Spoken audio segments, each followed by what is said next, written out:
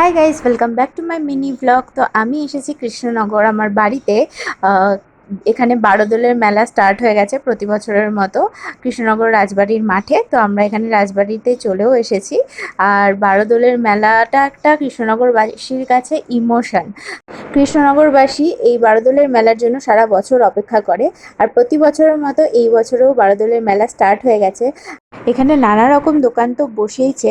এই যে একটা শাড়ির দোকান, যেখানে দারুণ দারুণ বেশ শাড়ি ছিল। তারপরে ছিল সোফা, বিছানা, আলমারি, এই ধরনেরও দোকান বসেছে। আর এগুলো দেখতে দেখতেই একটু স্প্রিং পটেটো খেয়ে নিলাম আমি আর মাই ঘুরতে এসেছি।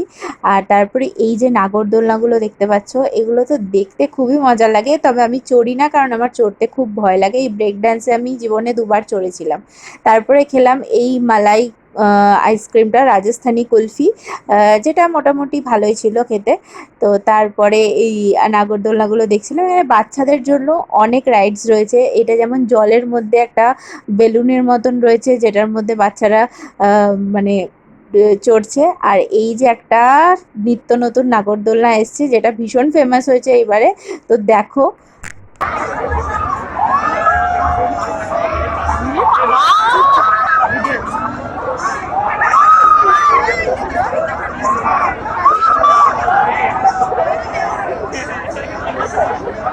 তো এই রাইডটার নাম হচ্ছে সুনামি।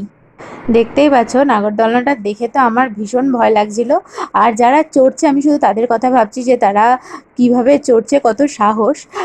তো তারপরে আরও বেশ কিছু নাগরদোলনা, যেগুলো আমি একটুখানি দেখছিলাম দাঁড়িয়ে। দেখতে তো বেশ ভালোই লাগে। আর তারপরে খেয়ে নিলাম একটুখানি পাপড়ি চাট, আর কয়েকটা জিনিসপত্র কিনেওছি।